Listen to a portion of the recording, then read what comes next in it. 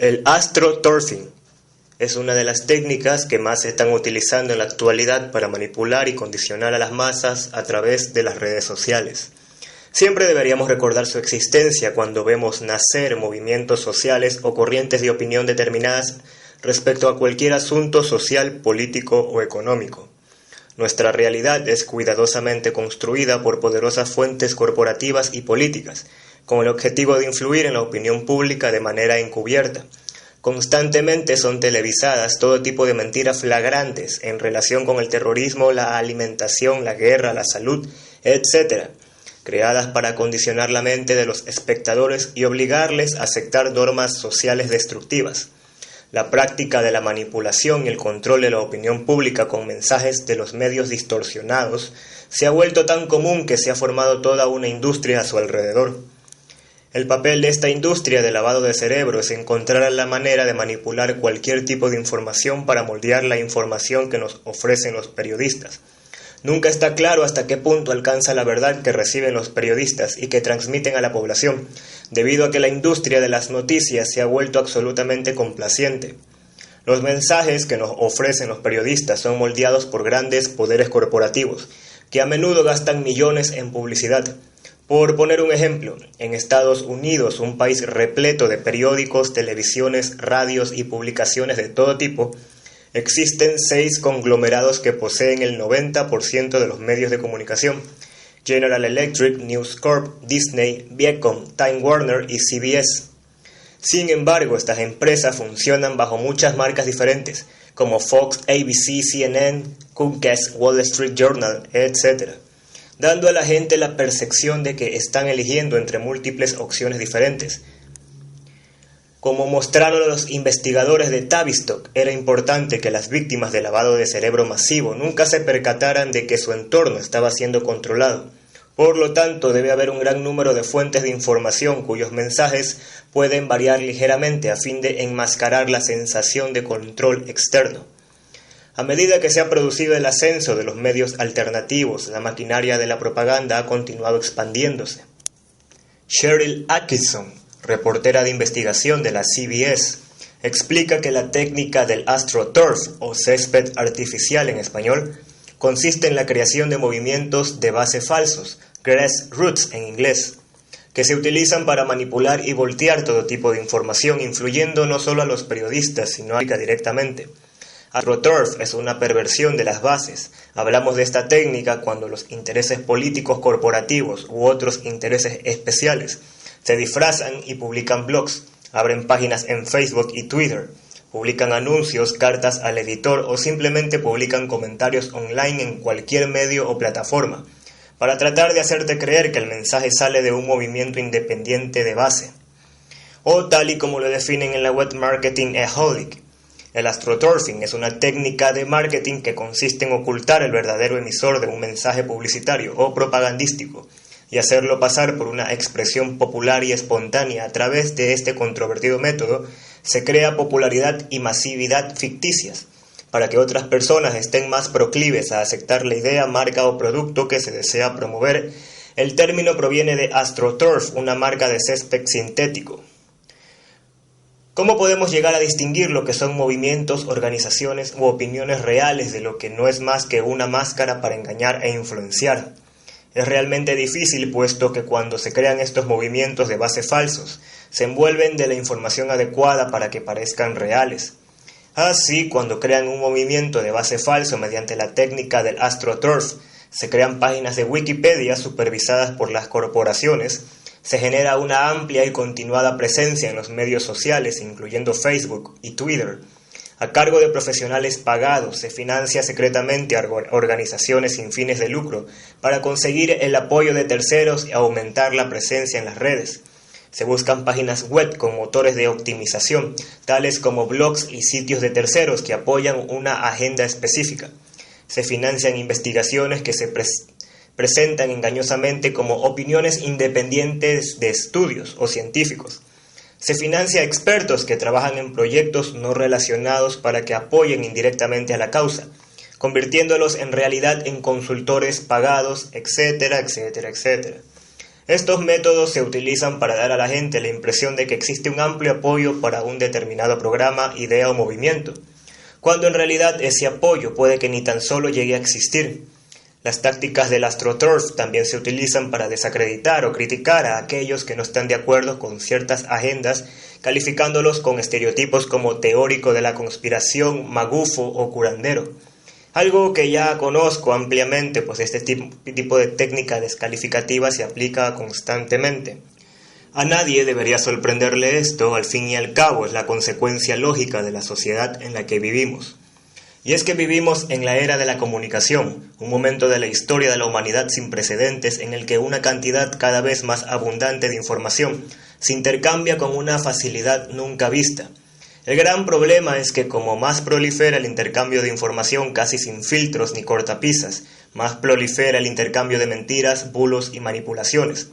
Es cierto, tenemos acceso a mucha información a la que antes no podíamos llegar, pero sabemos distinguir cuánta de esa información es verdadera y cuánta es falsa. Si una cosa nos demuestra el ejemplo del astroturfing es que en muchos casos no sabemos dónde se origina una determinada información, quién se oculta tras ella ni qué intención real tiene. Así pues, la pregunta que quizás deberíamos afrontar es: ¿estamos mejor informados que en otros momentos anteriores de la historia humana? La información a la que tenemos acceso contribuye a que estemos más cerca de la verdad respecto a lo que acontece en nuestro mundo, o quizás este exceso de información genera más confusión que otra cosa. Y es que si una palabra caracteriza el mundo sobrecomunicado de la actualidad es la palabra confusión.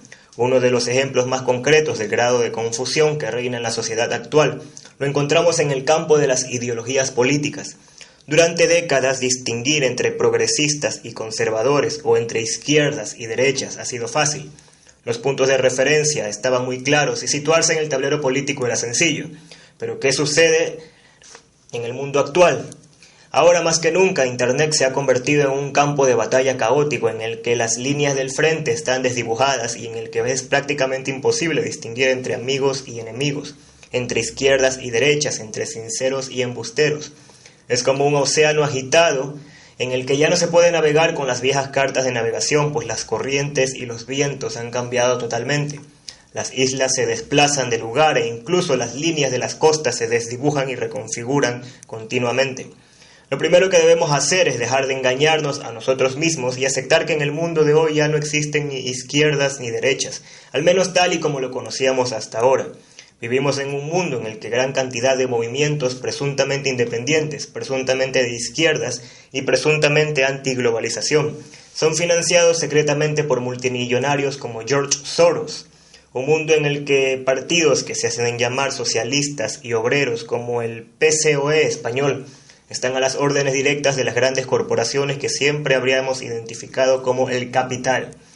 Un mundo en el que un personaje como Vladimir Putin es considerado un ídolo de los movimientos izquierdistas, bolivarianos y procastristas, mientras es entronizado a la vez por la ultraderecha europea más fascista y radical, como la que representa el Frente Nacional francés de Marine Le Pen.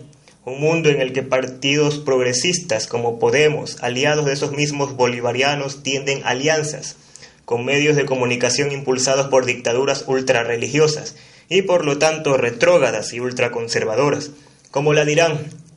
Y por descontado, un mundo en el que las potencias occidentales, empezando por Estados Unidos y sus aliados, crean y financian a los mismos grupos terroristas que dicen combatir abiertamente. Si trajéramos a la actualidad a los activistas políticos que luchaban por las calles a principios del siglo XX, probablemente se volverían locos. Mirarían ojipláticos a sus correligionarios y en la actualidad y les preguntarían entre balbuceos: ¿y dices que este es aliado nuestro? De hecho, si no estuvieran tan acomodados, se deberían volver locos hasta los activistas políticos que agitaron el mundo en la década de los 60. ¿Quién es quién en la actualidad? ¿Dónde están las presuntas fidelidades ideológicas de toda la vida? Nada de lo que vemos parece tener sentido ya, al menos siguiendo los viejos parámetros. Lo más desconcertante del asunto es que hay gran cantidad de gente que se niega a ver a todas estas contradicciones y propaganda, aun con los más viejos parámetros y coordenadas fijas del pasado. Sigue combatiendo enconadamente en favor de unos u otros, aferrándose fanáticamente a sus filas y feas más profundas, y negándose a aceptar que en realidad esos viejos bandos ya no existen. Pongamos un ejemplo que ha eclosionado con especial fuerza en estos últimos años y que probablemente resultará incómodo para muchos que ven. El caso de Vladimir Putin y sus medios de comunicación afines. Como decía antes, ver a gente que se autoproclama de izquierdas o progresistas defendiendo a un ultraderechista como Putin resulta sencillamente pasmoso. En estos momentos hay millones de personas que prácticamente consideran a Putin poco menos que un santo o un libertador, un hombre venido de los cielos para traer la paz y la concordia a la tierra. Esa misma gente devora con afán los medios de comunicación prorrusos como RT o Sputnik, negándose a ver que al menos una tercera parte de las noticias que ofrecen son pura propaganda militarista en la que los medios rusos se jactan de lo destructivas y mortales que son las armas rusas. Además, las mejores armas, las que matan más, las que más destruyen, mucho mejores que las de esos americanos gordos y desgraciados, los mejores misiles nucleares, los submarinos más indetectables, los bombarderos más mortíferos y los tanques más invulnerables. Si en lugar de ser medios rusos fueran medios norteamericanos y en lugar de la palabra Rusia hubiéramos escrito Estados Unidos o Israel, no queremos ni imaginarnos lo que estaríamos diciendo sobre el contenido de estos medios. Y es que de la misma forma que dar un paseo diario por los medios prooccidentales significa someterse a un adoctrinamiento completo, vergonzoso, repleto de falsedades y manipulaciones. Un paseo diario por RT o Sputnik es lo más parecido a un lavado de cerebro en un cuartel militar, por más que le pese a más de uno. Y esto lo sé muy bien porque cada día hacemos eco de las noticias publicadas en estos medios prorrusos e incluso proiraníes, precisamente porque ofrecen informaciones que van en contra de la corriente mayoritaria prooccidental. Pero eso no significa que me trague toda la inmensa cantidad de basura propagandística que estos medios vomitan. Sencillamente se aprovecha las denuncias que realizan contra Occidente para acceder precisamente a aquellas informaciones que los medios occidentales tratan de ocultarnos y que por puro interés ofrecen sus presuntos enemigos. Por poner un ejemplo, si no fuera por los medios prorrusos y proiraníes que se han dedicado a contrarrestar la propaganda occidental sobre la guerra siria, no conoceríamos las auténticas vinculaciones de Estado Islámico y Al-Qaeda con potencias regionales, ni el oscuro papel que ejercen en la promoción del terrorismo yihadista países como Estados Unidos, Israel y sobre todo Arabia Saudita y la Turquía de Erdogan. Y esto es lo que a mucha gente le cuesta aceptar y comprender. Los medios rusos e iraníes no denuncian todo esto porque sean los valedores de la verdad, lo hacen porque les interesa a nivel político y militar.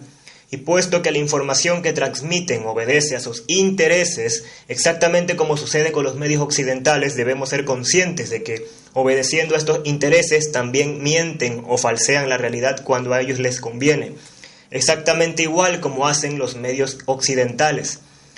Tan difícil es comprender algo tan simple como esto. La única conclusión a la que uno puede llegar en esta guerra de intereses propagandísticos es que no hay ni buenos ni malos, ni defensores de la verdad contra defensores de la mentira y la manipulación. De hecho, solo hay malos y manipuladores con diferentes colores de uniforme o de bandera, que defienden sus respectivos intereses momentáneos y nosotros, la gente de a pie, solo somos sus títeres manipulados, piezas en su ensangrentado tablero de juego. Múltiples bandos luchan por conquistar nuestras mentes para poder así usar nuestros cuerpos como carne de cañón en sus batallas y conflictos, de los que jamás recibiremos beneficio alguno, como nos demuestra la historia una y otra vez. Y solo alguien que es muy crédulo o que está muy adoctrinado no se da cuenta de ello, por más próximo que pueda sentirse ideológicamente a uno en lucha. Sin embargo, podemos obtener información valiosa en este conflicto de intereses y en todo momento adquirimos una posición lo más neutral posible. Y somos capaces de intuir la inclinación ideológica y los intereses que defienden aquellos que publican noticias o generan corrientes de opinión. Dicho de otra manera, sabiendo de qué pie cojea cada uno, podemos tratar de equilibrar la balanza y contrarrestar su sesgo ideológico. Y si además somos capaces de detectar nuestro propio sesgo ideológico y también tratamos de contrarrestarlo en la medida de lo posible para tener una visión más neutral de la realidad, entonces dispondremos de una brújula indispensable para tratar de navegar en medio de este caos ideológico e informativo. Y la pregunta es, sabiendo que todos mienten por interés, conociendo cuál es su sesgo ideológico y tratando de compensar la información distorsionada que cada bando nos ofrece, ¿podremos conjurar el caos informativo en el que nos sumerge la sociedad actual? Nos tememos que no, pues el problema al que nos enfrentamos es mucho más complejo aún, como trataré de exponer en la segunda parte de este video.